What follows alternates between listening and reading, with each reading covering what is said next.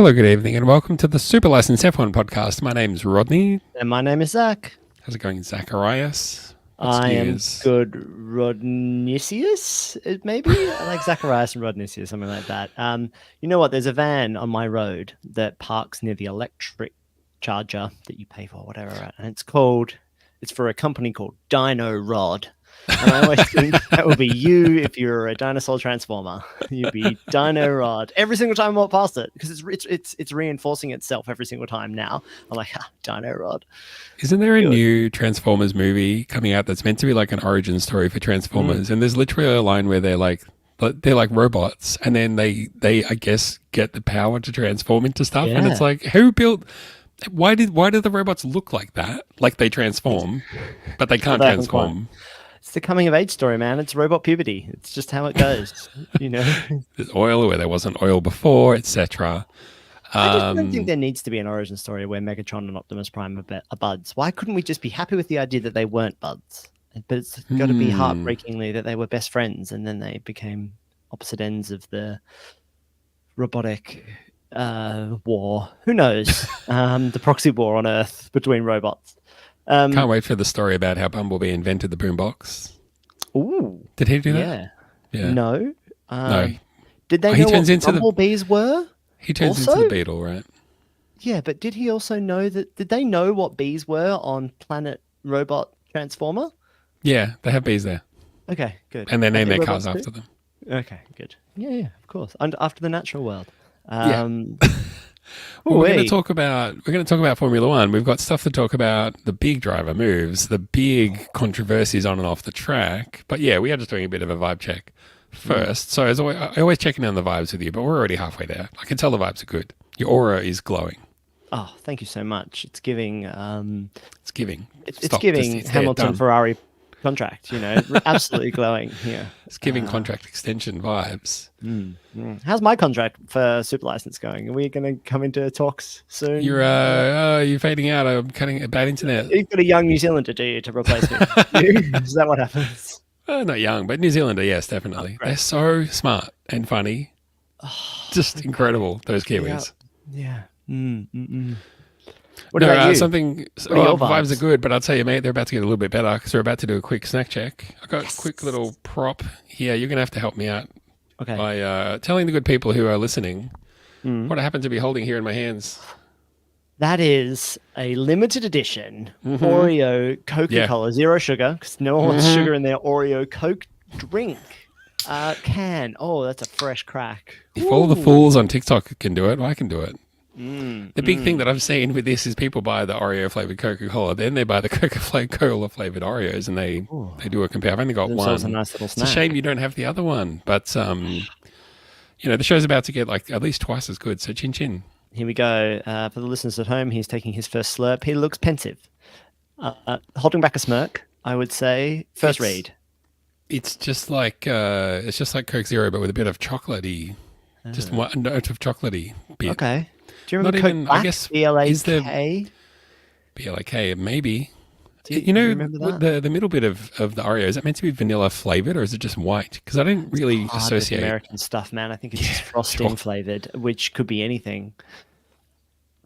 You're not getting there's a bit of chocolatey in that, and it's I don't know. Good thing it's got a bit of energy in it because it's not giving much else. So I give it 2 stars. 2 stars out of 5, I want to say. Let's go with that. Yeah, okay, fine. Passing remark. I look forward to them sponsoring Haas next season. Yeah. The Oreo. Disappointing that there's no F1 connection to that. I did look into Valtteri Bottas has a gin, and I was like, here we go. Here we friggin' go. 500 ml bottle, like $300. I'm like, oh, well, there we don't. There we friggin' don't. Everybody's getting into drinks, Rod. Everyone's got Kylie Minogue's got a rosé. Snoop Dogg and Jay-Z have got gin and juice coming out now. That's not a joke. That's real. So on a bus stop ad. Yeah, we need to come up with a drink. What would be our Formula One themed drink? I guess we both get to come up with one key ingredient and throw them in, right? So, yep. Okay. Do we say our ingredient on the count of 3? Yes. 1, 2, 3. Strawberry licorice twist. Oh. They'll go together well. Oh, It would. Is it a gin liqueur or is it just a Fanta knockoff? I don't mind a Fanta knockoff because there's weird Fanta flavors people don't think of. Everyone just thinks, oh yeah, orange. Boring. What about grape? Yeah. I don't know why Fanta hasn't been touched by the energy drink people. Like, Coke's got caffeine in it. Like, everything else, Mountain Dew is now They energized. don't need more ideas. He's going back for more. He's going back for a second sip, everybody. How's the No, nose it gets better. on the Coca-Cola Oreo? Does it smell like chocolate? I'm not getting any smell. It's all taste for the chocolate. Well, this is one of the, actually, for people who don't know, Rod and I met working together, and this is one of the defining things that I liked about our place of work was that I could get a vanilla Coke out of the vending machines or from the cafe across from the shop that we were both working in when vanilla Coke was no longer on the shelves of supermarkets. So I felt like it was in very specific locations, one of which being our place of work, which is fun. Yeah, and then I remember you bragging to your friends, I was having a vanilla Coke the other day. Yeah, I can get him. No, Yeah, it's not a big deal. I can get Don't him. make a big thing out of it. I'm just know. kind of, I know all the like, I've got all the the cool ins. Cokes. You know what I mean? You can get whatever Coke you want. Oreo Coke? Don't be insane. Thanks to people who are watching live and have comments. I see that somebody has a controversial thought. I think it's about Lewis Hamilton and about coded messages. Let's try and come back to that later maybe because we might cover some of those topics. Speaking of topics, holy smokes. The one that everybody wants us to talk about, the big news. And I said we should delay recording the podcast because they're going to make it official, and they bloody did. But we all knew after Singapore what was coming. Old mate Daniel Ricciardo showing the door. No, thank you. Don't want you anymore. Liam Lawson coming in, but an unceremonious, in a bad way, exit for Daniel Ricciardo. Boot.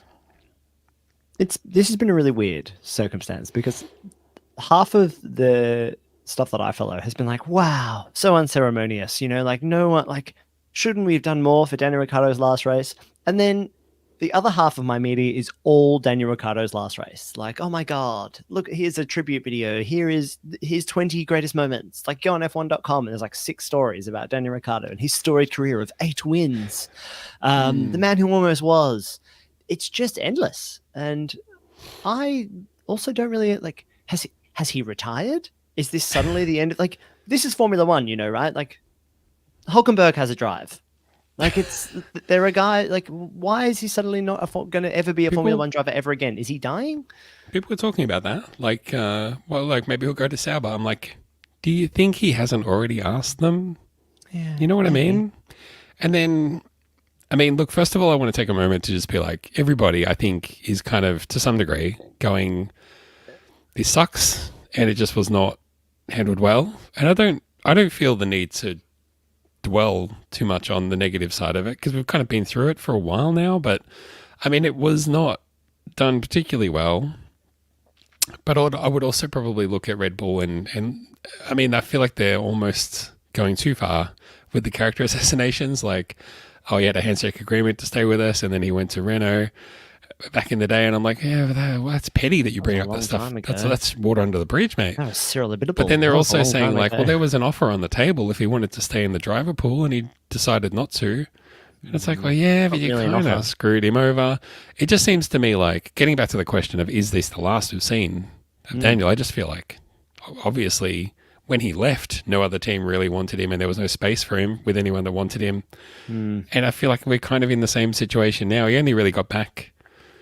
Back in with. Remember, he came back with the Red Bull as a promotional person, not even a driver. It was like, "Are you a reserve driver?" He's like, "Nah, it's more a promotional sort of thing, more of a vibe, more of a vibe guy." I'm a personality hire.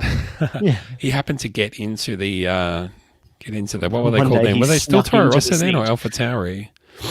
I think they were AlphaTauri at that point. They've been AlphaTauri for a while, and obviously became V Carb. But I guess the whole idea, though, was that he was not happy driving at AlphaTauri. He was only doing it because he wanted to try and prove that he was good enough to get back into Red Bull, and that just seems like that's completely off the cards. So I think for him, he just doesn't have any motivation or reason to stay even at AlphaTauri. So why stay? That's, I think, where he's at. Yeah, he just hasn't been very good either. Like, that's a real killer. Like, if he was out there beating Sonoda every week, then people would be like, oh, yeah, man, look at this guy. so quick. He hasn't lost it, but it's been real tough. And that's not to say in a better car he couldn't do better, but I think you could almost apply that to every single driver on the grid now. I think you put Colapinto in a good car, I think it'd be really good. It's what you do in the testing circumstances, and I don't think Ricciardo has had a very good run since leaving Red Bull. Really, he just hasn't been very good. Certainly not consistently, and he's had moments. He had moments when he went to McLaren where he was pretty, first he was pretty good, and the second year probably not so good. But there's been moments where he's looked very good, but it hasn't been consistent really. And I mean, he told a story at Singapore where he was like, back when I was winning in 2014 or whatever it was, Jackie Stewart came up and said, "Hey, if ever things ever get bad and you need to talk, just let me know." And he was like, "I don't know what you're talking about because things are great and I'm just smashing it. It's all easy and it's going to be easy forever. And I'm going to live forever." And, I think he's now realizing what he meant was that things won't always be easy. Things will actually get quite hard. The other quote I saw that was interesting was the short, in explanation of why he moved a couple of times. I was trying to win the world championship. He wasn't going to be able to do it with Max Verstappen there. So he had to go somewhere else and do something different. I still think that Ferrari, it's probably not true, but I still put it back to the Charles Leclerc thing. Like if Charles Leclerc hadn't had such a breakout season, I think Ricciardo might have ended up in that Ferrari, and it might have fundamentally changed his career trajectory or continued it along that career trajectory, even though Ferrari weren't always the best. And I think he was right to make decisions all the time. He just got unlucky so often that it was just it just turned out to be the wrong call all the time. And that's a real shame because I think we did miss out on another great Formula One driver. But I think that the amount of celebration at his career, I think if you actually look at the numbers, you go oh, okay, this is a lot of outpouring of love and affection for a guy who's had I'm not going to say a mid Formula One career, but it's been there's been loads of really great drivers during his career that don't have nearly as much love or acclaim or as personal brand. But maybe that doesn't necessarily translate into enough of a return on investment for any other team right now. I don't think he brings any big sponsors. I think he brings a big fan base and brings some vibes. But that's maybe not enough if you're Volkswagen or if you're Haas or if you're Sauber, maybe it's just not really enough. It's hard because I can remember the era when everything was going well and he invented drinking from a shoe and all the rest of it. And everyone was like, man, imagine not liking this guy. Imagine tuning into Formula One and seeing this guy and being like, pass. But I mean, after a while, especially when things don't go so well, because he had that reputation as being the guy that everyone was just glad to have around. Everyone was just glad to see him.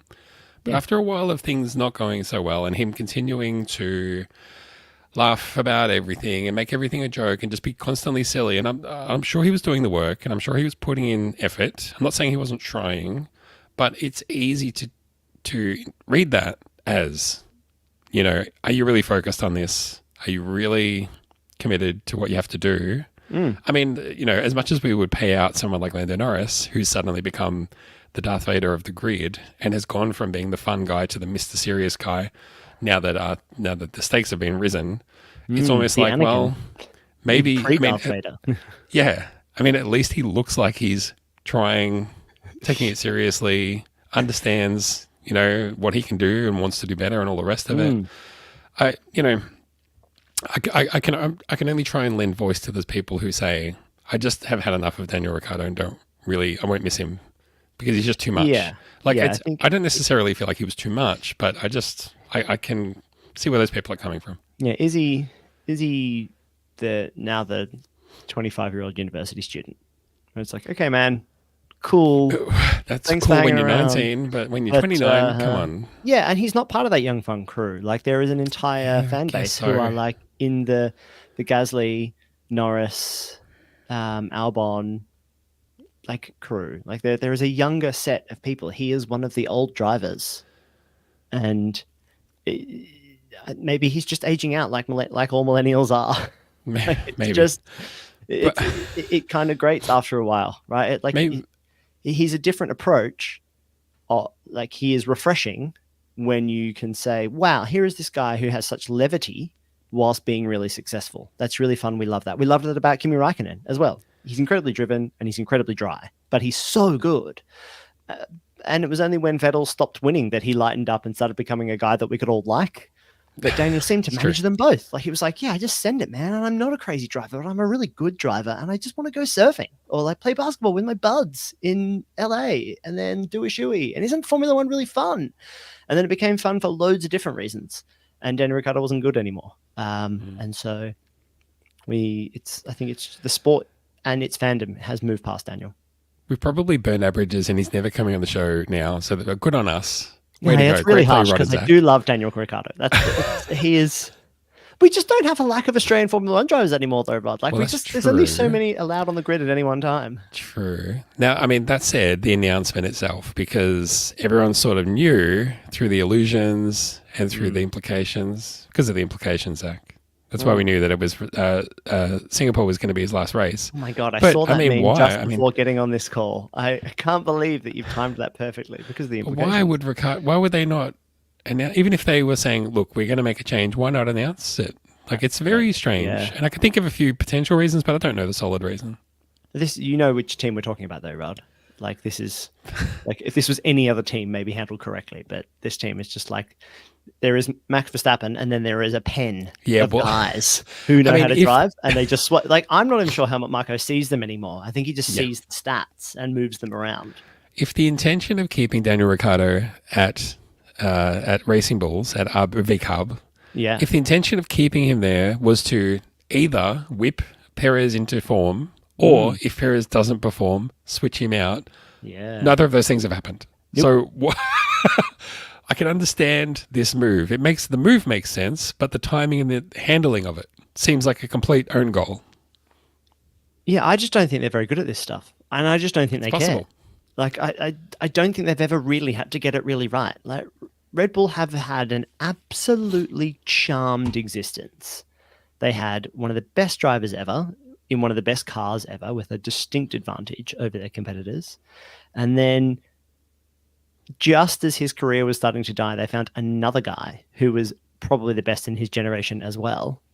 And they're the two pieces of luck they've needed they'd have needed nothing else to go right at all. They had Adrian Newey, a lot of money, a good design team, and two of the best drivers ever.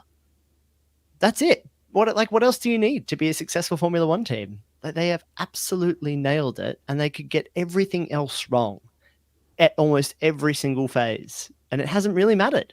Like, they can get rid of Carlos Sainz, get rid of Daniel Ricciardo, like have pay drivers come in and out, and it doesn't really matter. Like, it's just none of it really matters. Like, it's like blow up a couple of like engine, like power unit relationships. Agreements, yeah. Doesn't really matter. Get the sport changed around them. Like, become out of nowhere, become one of the most powerful forces in Formula One, and not really had to worry about anything else because they've had two of the best drivers ever, and they just worked really hard to keep those guys happy.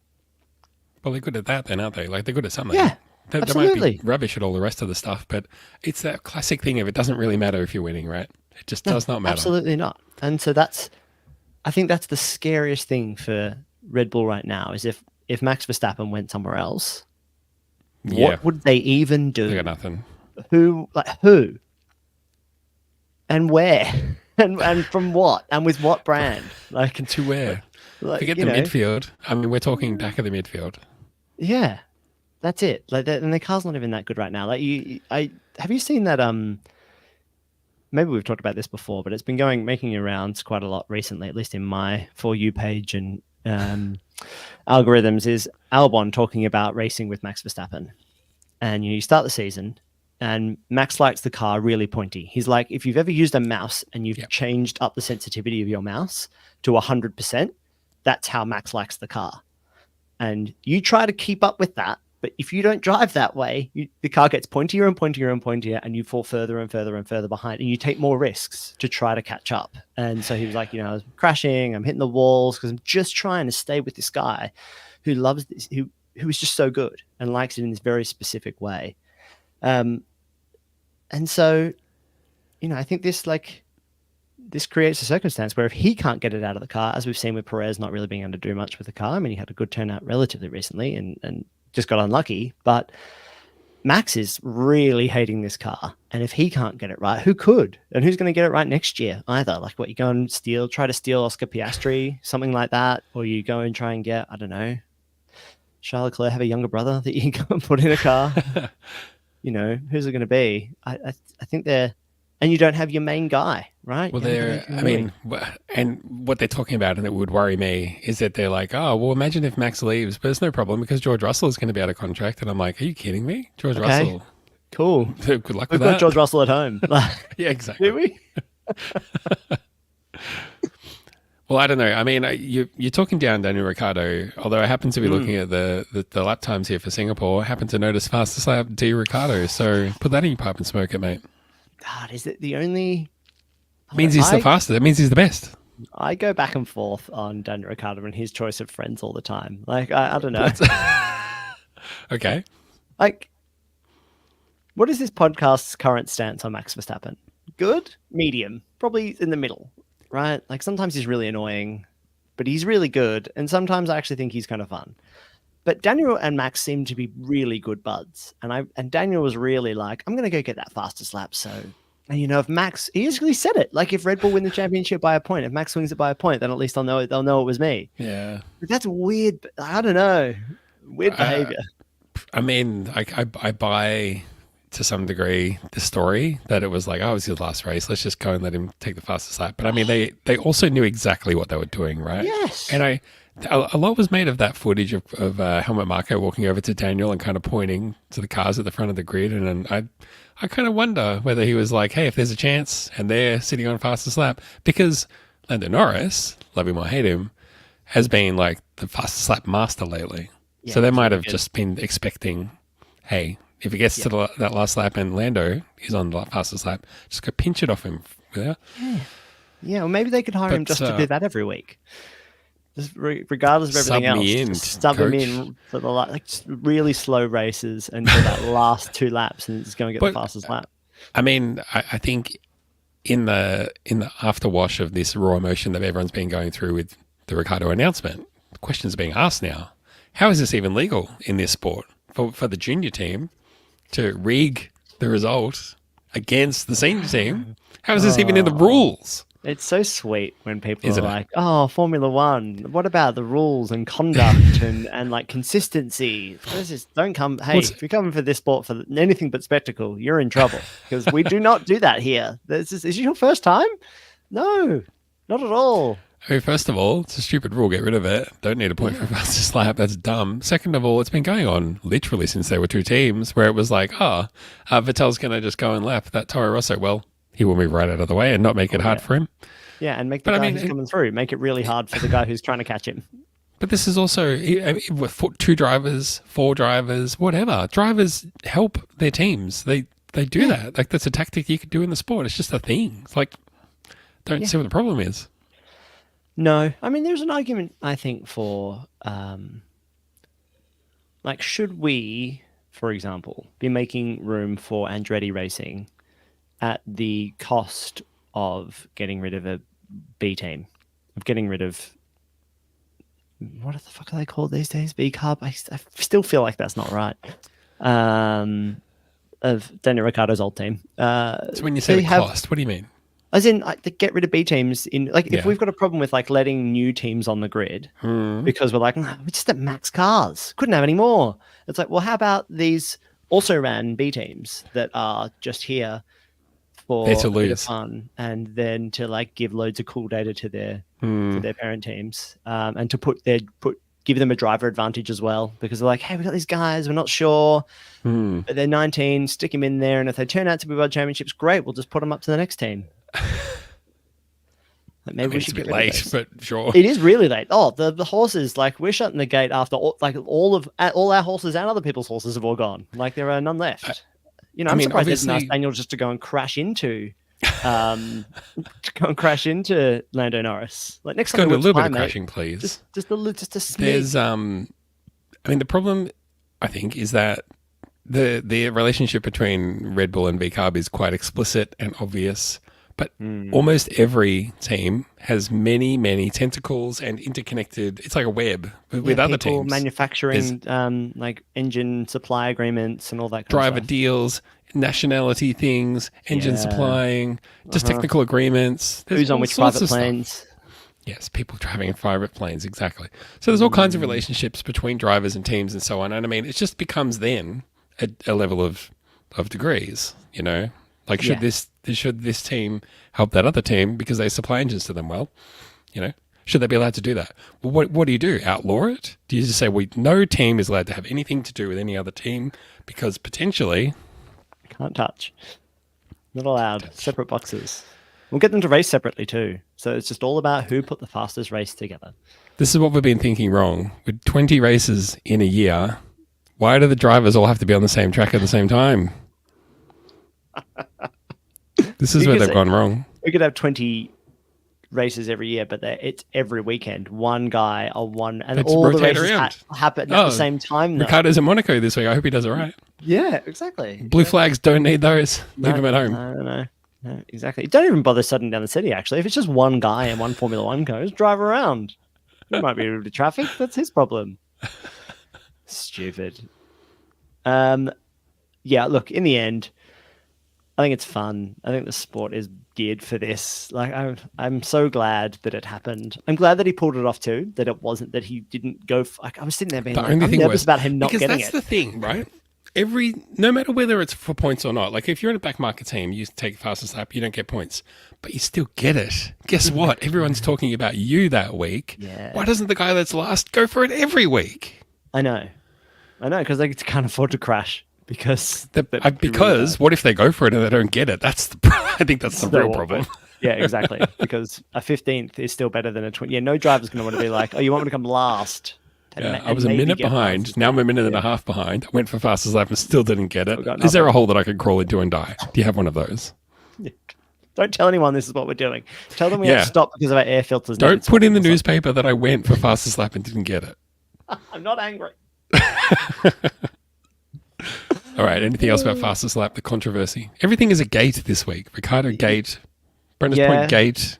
Yeah, no. Well, let's go continue with the gate because I was on Threads and I saw you put this out about Sweargate, and then I came back mere hours later and it had blown up. People were in your comments. You saying I started it? Awesome. No, I'm just saying, not the whole story, but yeah.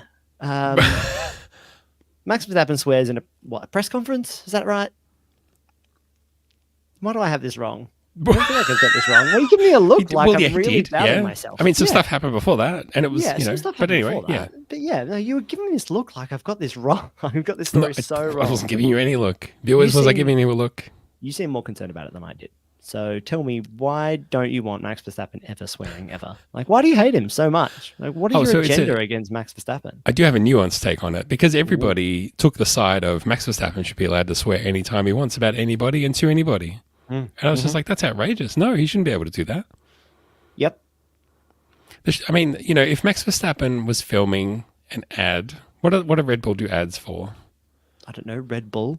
Let's really think outside the box and imagine Max Verstappen doing a Red Bull ad. Red Bull. He takes a big swig like this and he's like, that motherfucker tastes fucking good. Do you think the director might be like, Max, that was perfect. I just have a couple of notes though. Just 2 notes. For some reason you swore twice. Could we we can't put that on TV when you do that. So can we just knock those little swear words out and then we'll be peachy. Peachy. Just if we get it's only 2. If you just get that into 0. So good. One down. Just get it like the Red Bull 0. Get it right down to those 0 swear words and then we'll really have this thing in the can. Love the energy though. I've got just like in the can. Tasty Red Bull 0. The press conferences are an ad for the sport. It goes on TV. It's in prime time.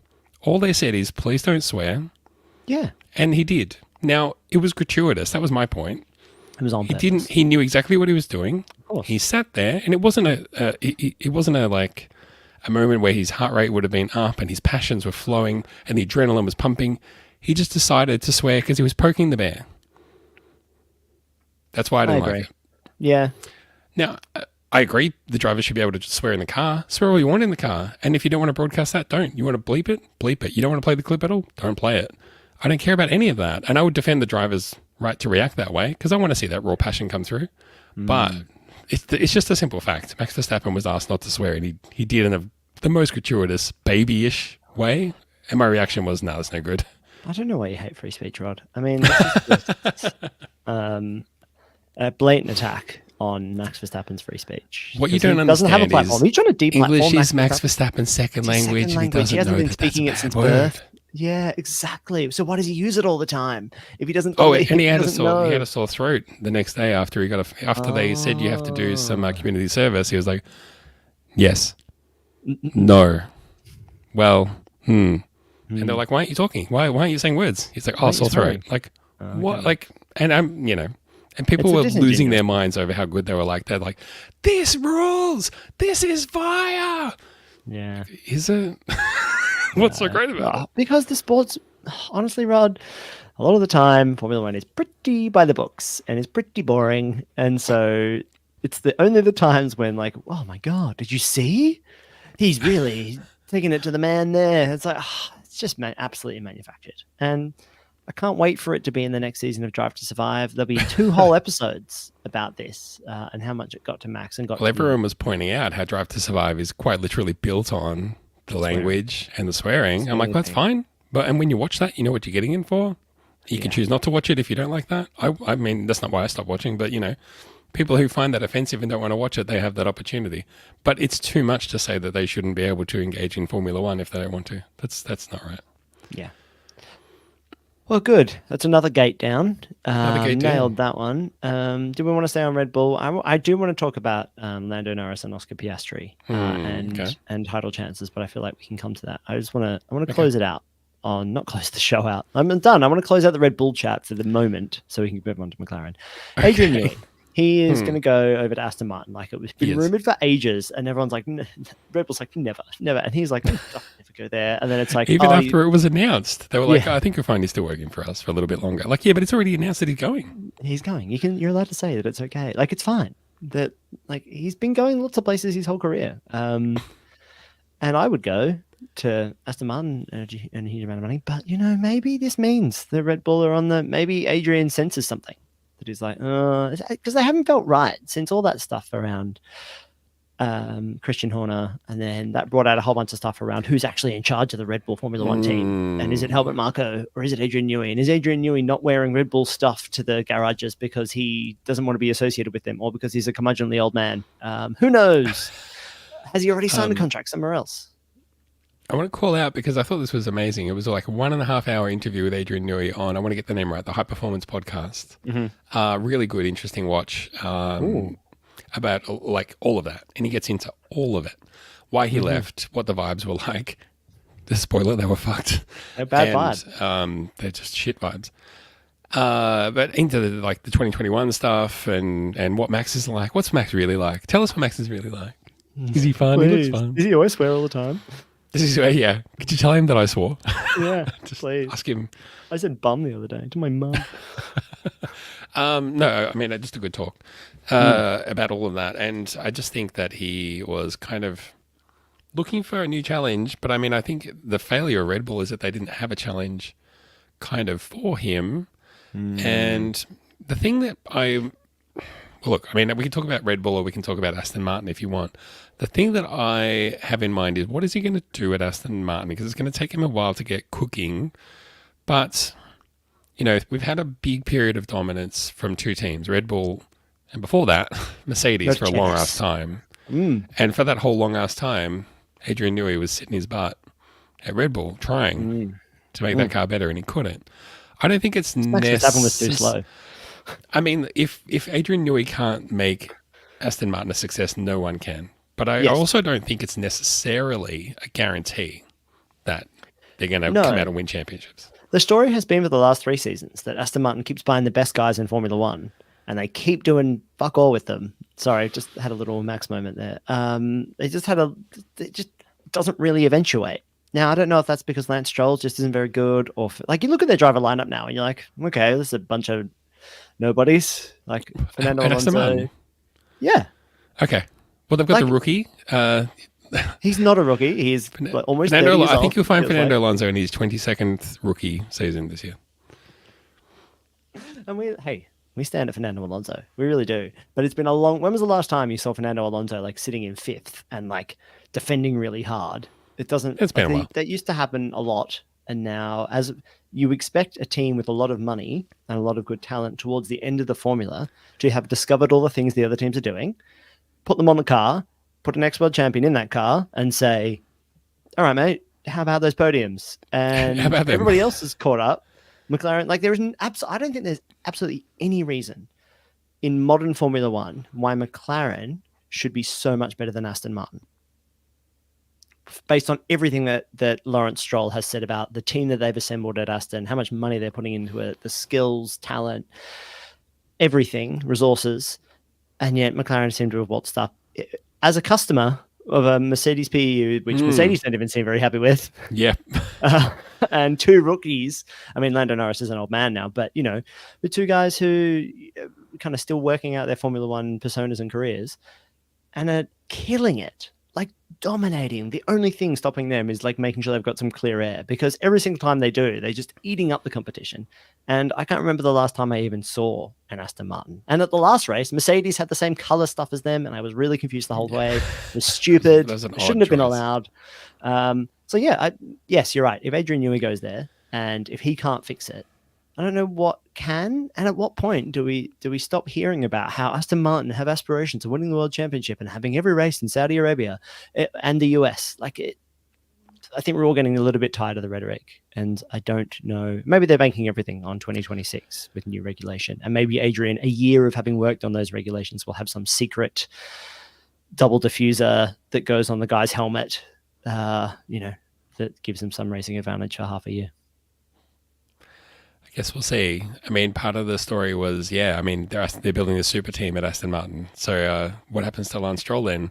I got news for you boys. He's sticking around. He's not going nowhere. Yeah. He's going to kick around. There for life.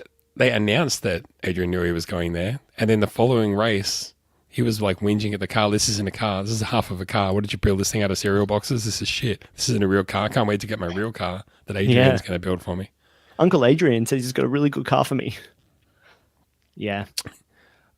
I was going to call out, and there's a good comment in the chat that I might just share on the screen. If Alonso has the car, as we saw in 2022, he's one of the best on the grid. I think that he's the guy that can do what he can with the car. But I was going to say, remember when Aston Martin showed up and they started scoring podiums for a whole bunch of races at the start of the season, and they tailed off, and they haven't been able to recapture that since. But I feel like that's what they're chasing, is not just some podiums and then none. It's constant podiums all the time, and then winning races and then winning championships. So I'm sure that that's what they must be thinking. We don't know how we did that, or we don't know how to keep that, but they're hoping that Adrian Newey is that lightning, and they'll bring the bottle. He brings the lightning. Next thing you know. I suppose Alonso is the best of the rest, right? I'm looking at the driver standings. He's ninth, right? So you've got all the main teams that are competing for races, and then there's Fernando Alonso on 62 points. And then it goes Hülkenberg, Stroll, Tsunoda. So yeah, you could argue that the Aston Martin are the next best team, right? They're stuck in that, like it goes McLaren, Red Bull, Ferrari, Mercedes, all with 300 plus points. And then it's Aston Martin on 86, and then Red Bull, Honda, RB, PT, B Carb on 34, Haas on 31. So it's kind of all just no man's land from fourth down. And this is what happens when you get competitive championships, that it's harder for the back markers to kind of find any footing at all. There's not been a lot of lucky breaks, I think, for those teams further down, really, because there's loads of other teams and drivers to pick up those pieces. Like, George Russell is there every week to get it to take that third podium place if you need him to. I've been trying to be vocal about the fact that we're having such a great season in terms of wins, different teams, different drivers, so many different drivers winning races. And it wasn't that long ago that we would have one driver who would win 99% of the races and maybe one for someone else. Yeah. But it's all the excitement is at the front end of the grid. But the midfield this year, I feel like it's just not really popping off. No, it's not. And I've said this on shows previously. I think everyone's so concerned with money. I don't think you see the drivers lower down the grid really fighting it out because they're like, I could just get the car home, and everybody else is going to just get the car home. Let's look after those get very the expensive next- upgrades we just put on the car, please. Yeah, No smashy, no racy. Yeah, we're going to race next week. I'm not these going to upgrades crash have to this last thing. us for 2 months. I've only built one, so Yeah. Why would don't you try crash and go because from then we have to 15th give to 10th or to 11th? Yeah. No. So, and maybe, but Alonso's one of those guys who would be like that. He'd be like, I'm on or I'm off. So if I'm 16th, I'm going to try my hardest to get to 12th because I'm going to overtake these guys in front of them because I think they're schmucks. So I'm just going to go and do that. Yeah, he does say that, but they bleep it on these guys are a bunch of, but it's schmucks, is what he's saying. Yeah, it's schmucks. They actually put schmucks in. Yeah, it's just the AI that bleeps automatically just can't really differentiate between any sounds. Yeah, no, they're done, Rod. That's my. Yeah, I think the team will close down before Lance Stroll loses his seat at Aston Martin. Well, it's a big call, but also it's not. And someone will probably buy that team. I was going to say, it'd have to be up for sale. And they're like, no, Andretti's going to buy anymore. them. Yeah, and it'll be nice. Yeah, the dream. Payout. Yeah. Yep. One more topic. What's left, Rod? Is it the? Well, I was just thinking, so like, good? what the races that we've had since our last podcast, which was nearly a month ago now. Yeah, it's been pretty good racing, but where are things left? Because on the one hand, it feels like Norris has had 2 opportunities to take more points out of Verstappen than he really needs to. To get the points out of Verstappen that he needs to if he's going to have any chance of a championship. He's fallen short, actually, on both occasions. But that said, I feel like the momentum in people's imagination seems to be building, perhaps to a disproportionate degree. So let's just check in and have a bit of a reality check. Where's Norris's title chances from here? I put them at about like 3%. Whoa, pretty low. Well, yeah, because I think Max just has to finish second at every single race. And I know he hasn't been finishing second in every single race. That's the usual stat. Yeah. Even if Norris wins every race, but Verstappen finishes second, Verstappen will still win the championship. Thanks, Ricardo.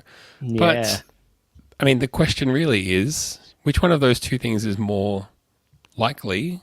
No, I don't want to overhype Norris at all because there's plenty of that going on elsewhere. But I think, like, of those 2 things, Lando Norris is more likely to win every race than Max Verstappen is to come second at every race. You know what I mean? The problem that Norris has is he's won 2 races where he was like 30 seconds clear both times. But both of those times when he looked dominant, Verstappen was in P2. Yeah. So that's no good for him. That doesn't help. That's not good enough. Yeah. Yeah. He needs more close races where the other guys are involved. You're right. Where there's a Piastri, he needs Verstappen off the podium. Sainz, Hamilton, Leclerc. Yeah, he needs more races like if you look at Monza, Verstappen 6th, Norris 3rd. You know, Norris, that was a race that he finished 8 seconds off the pace. Would have been really sad if Leclerc hadn't won because so good for Leclerc to win in Monza. And that was so good all the time. Having Ferrari win at Monza should just be, you want it to happen every year, but the fact that it doesn't makes it more special when it does. So it's this weird cycle where you're like, you don't want it for them, but you do. And I just think that both Norris and Piastri are really good. And the rest is kind of coming down to how the brakes go. Like, not the physical brakes, but like, them's the brakes every race weekend. The brakes. And I couldn't call it. I'm not so much of a Piastri stand that I'm like, oh, man, no. But like that drive to stay in front of thingy Sainz. That was it Sainz? Yeah. In Baku. Sorry, Leclerc, not Sainz. I don't know why my brain... It was definitely not Sainz. Staying in front of Leclerc the whole time was exhilarating. It was exactly what you want to see every weekend. The other unfortunate thing for Norris was that the Baku drive for Piastri was so good. Just so, like, clinically good. And I know in the aftermath of that, there was all these question marks about, is their front wing even legal? Is their back wing even legal? They've got secret DRS. They've got DDRRSS on that thing, man. Unfortunately, that just clouds a lot of the achievement that Oscar Piastri achieved at that race. But it only served to underline again how good Piastri is, which makes it even more of a travesty if the team have to ask him to move over and give some results to Lando, that everyone's going to be like, but we actually all know that he's very good. And couldn't really beat him on that day, could you? Because he's so good. Yeah. I don't know what to say. In that, I don't think it's gonna take a lot of luck for there to be loads of circumstances. Like, I think we all imagine that every race is going to be somehow we've got to decide to ask Piastri to move over for Norris. It's Formula One just is way more random than that. It's just never going to happen. And there's only really been 2 opportunities all season so far. Exactly, right? And I don't think Norris was on the radio telling Oscar, it's like, hey, could you just crash into Leclerc and let me win? And then could we get some other guy to get Max to somehow DNF as well? That's the risk, maybe, if I was at Red Bull, that I'd be like, wow, if Verstappen somehow mucks up one of these races, because he's been like kind of fighting tooth and nail. And so you say, well, maybe there's a chance that in one of the more, technical, scrappier races, whether that's in Mexico or Brazil or Vegas, but we're running out of opportunities here for a Max DNF. That's really what it's going to take. And he just doesn't really do that. Didn't he race like the 3 years without DNFing or something? It's just not usual.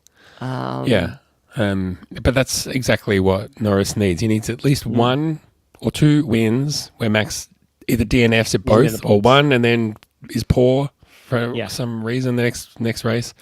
He just needs that.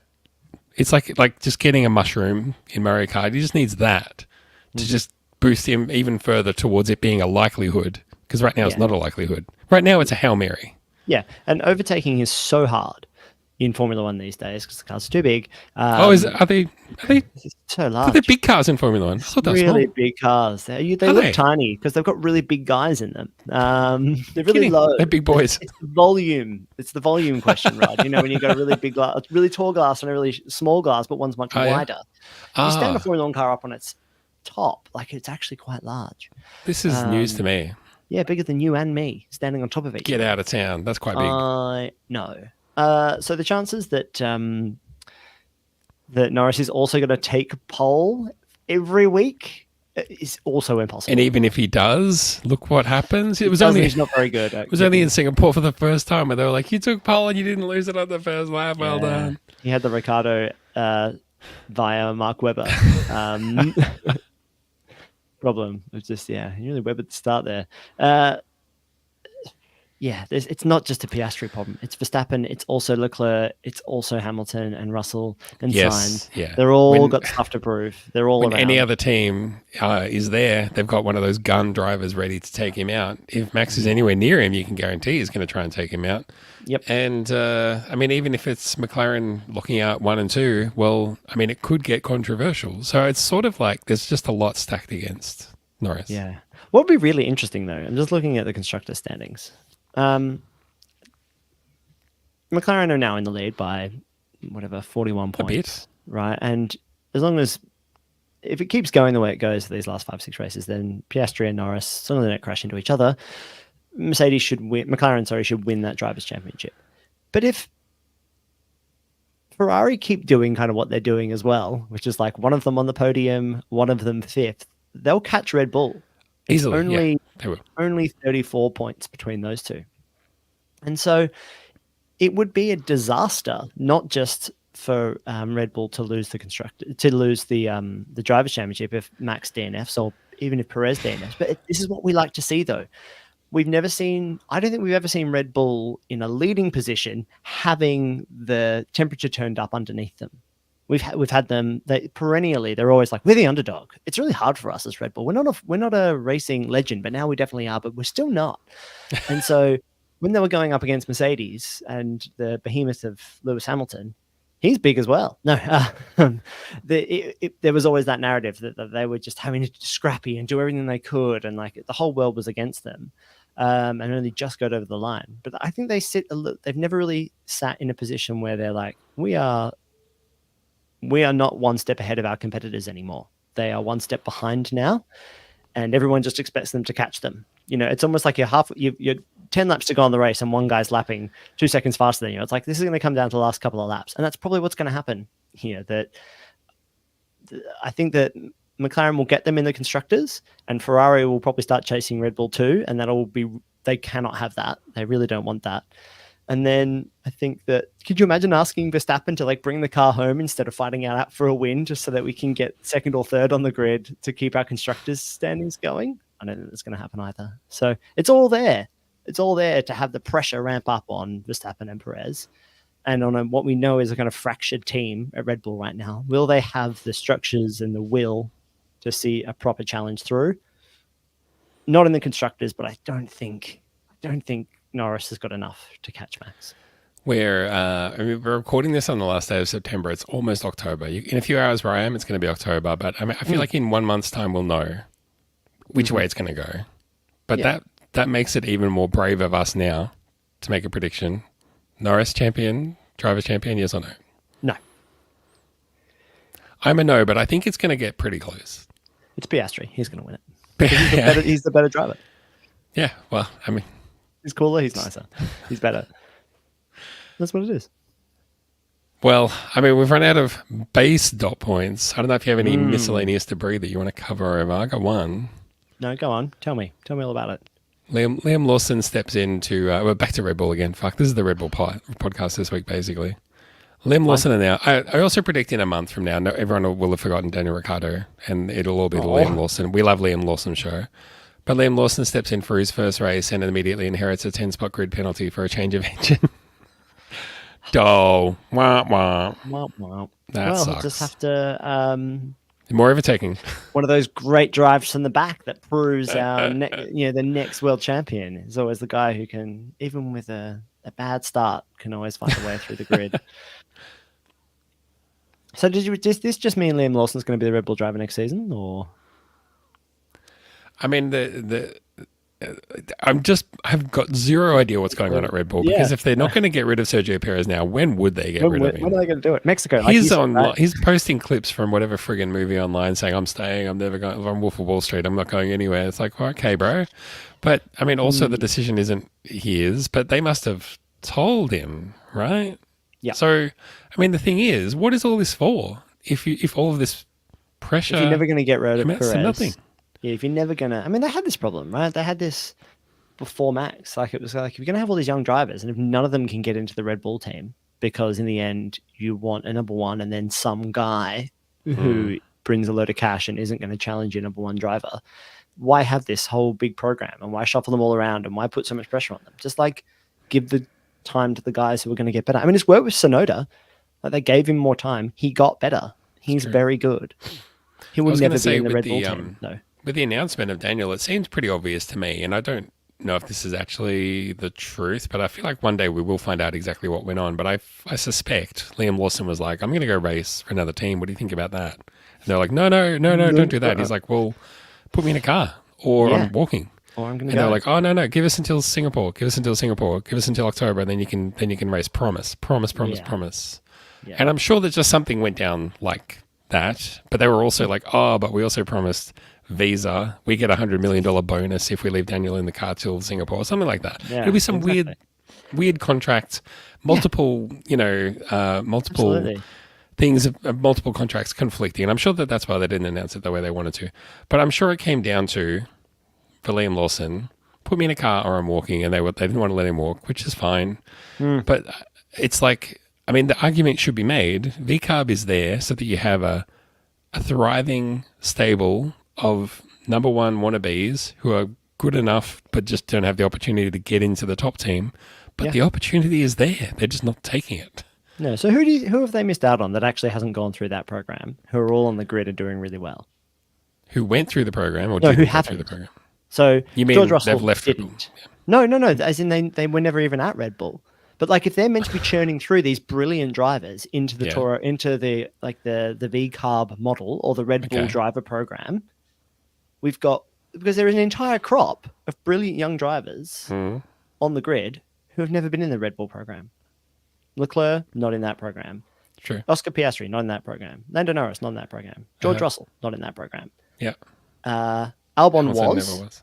Albon was. Hamilton never was. But like, of the other young guys on the grid, like Colapinto, no, like obviously, but of this, you can list the ones who were, but of this really like young crop of guys, just looking down the list, like like Behrman wasn't in there either. I don't think that they have. I think they've missed out on all of the really, really, really, really good young drivers of the kind of class of the last 10 years. Because I drivers, guess they can't sign them all, right? Well, yeah, exactly. But those drivers also just don't get a chance. Yeah.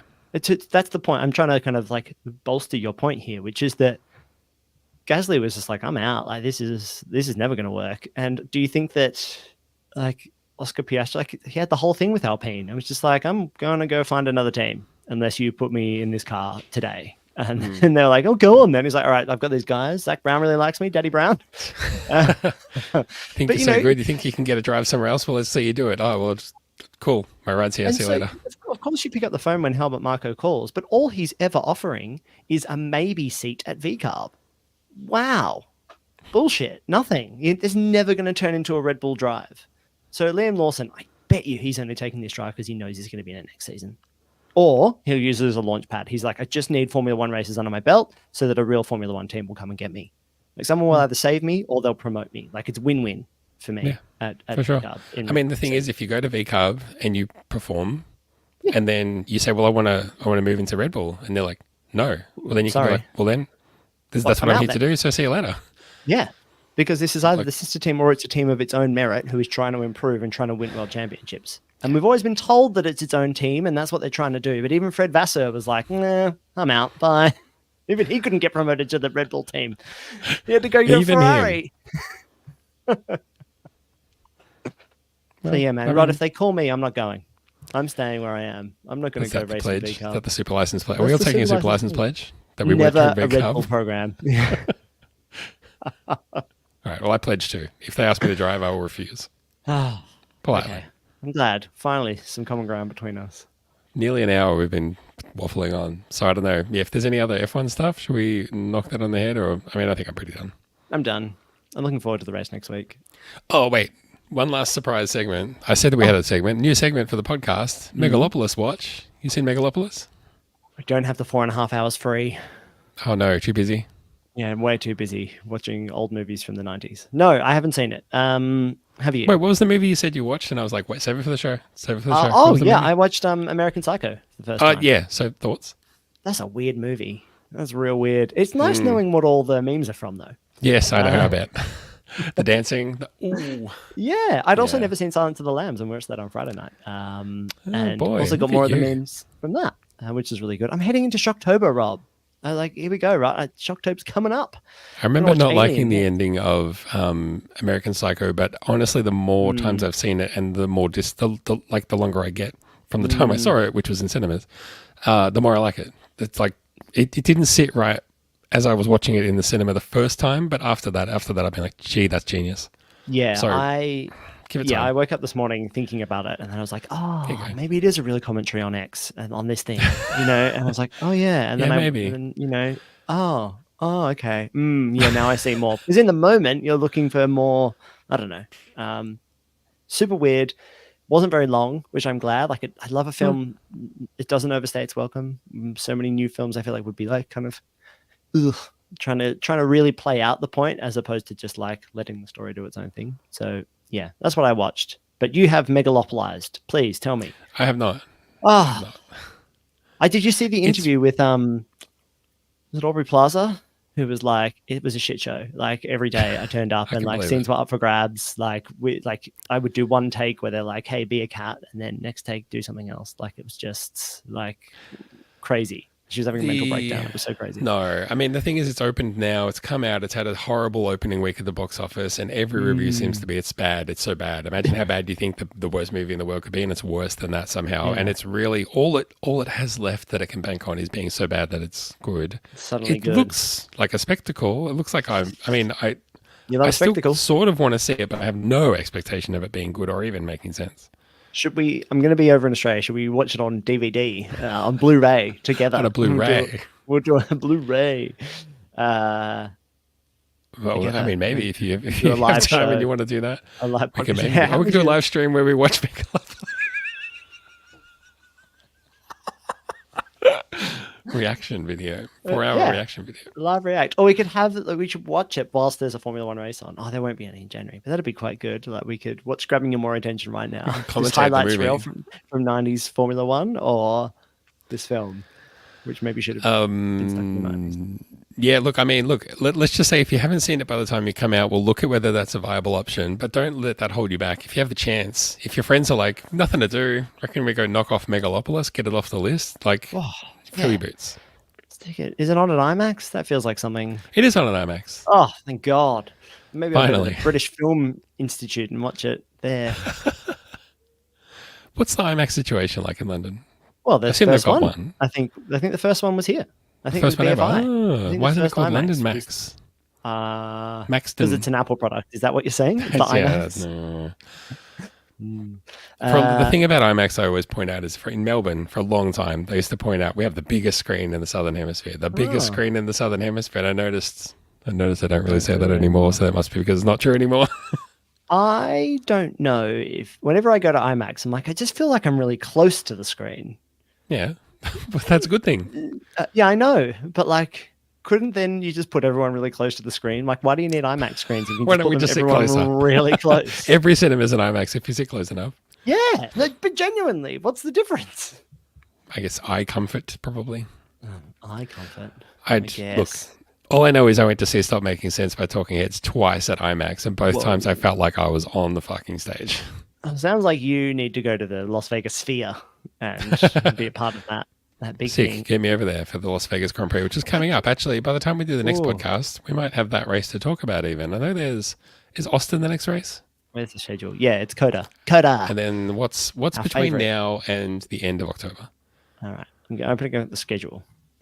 Please do. The website, here we go. I hate it that it's like, yeah, I know this is the whole schedule, but like, why didn't you just automatically jump to the next race? Okay. Yeah, we got Coda. And then literally the following week. Actually, wait, are we in a big break?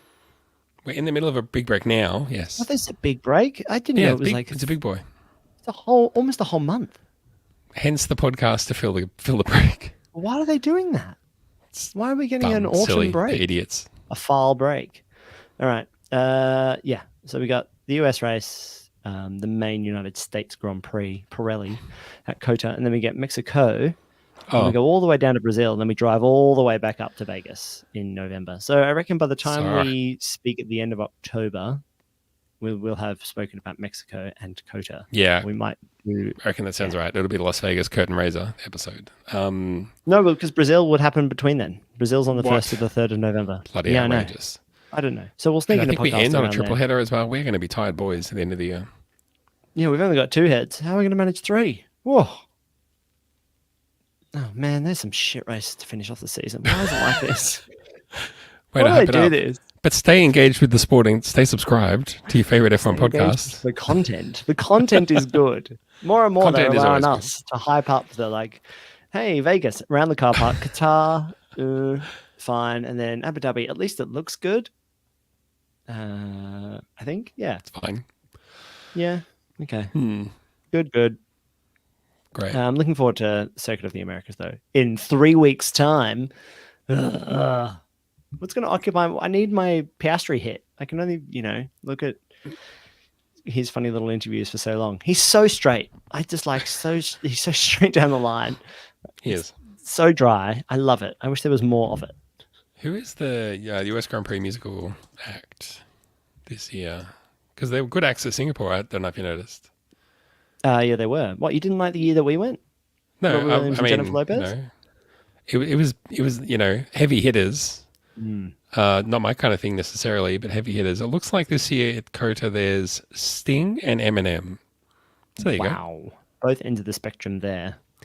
Yeah, something for everyone.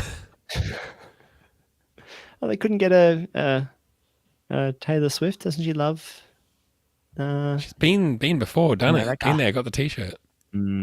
True. It's a Super Bowl on at that time. Who knows? Do you reckon you could tell me the date of the Super Bowl without Googling it?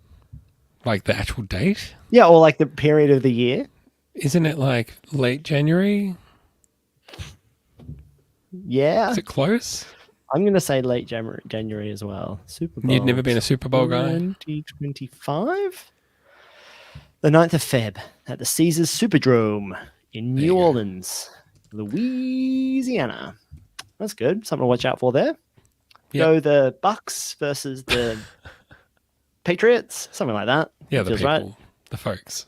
Folks. Good one. Well, I'll see you in Circuit of the Americas.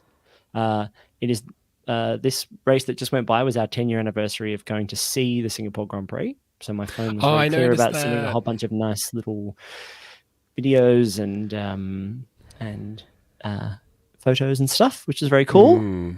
It was a great race. Still the best sporting event I've ever been to. Can't remember who won. Oh, Vettel, maybe? question. Yeah, okay, let's go. Let me Google that for you. 2014. Scintillating listening. But for those who are new to the show, Zach and I tripped all the way from Melbourne over to Singapore just to watch the goddamn Grand Prix. Well, we did more than that. We ate some crab, drank some beers. Super license, and also super quiz. On the super quiz on the fly. Are you ready? I guess so. Right.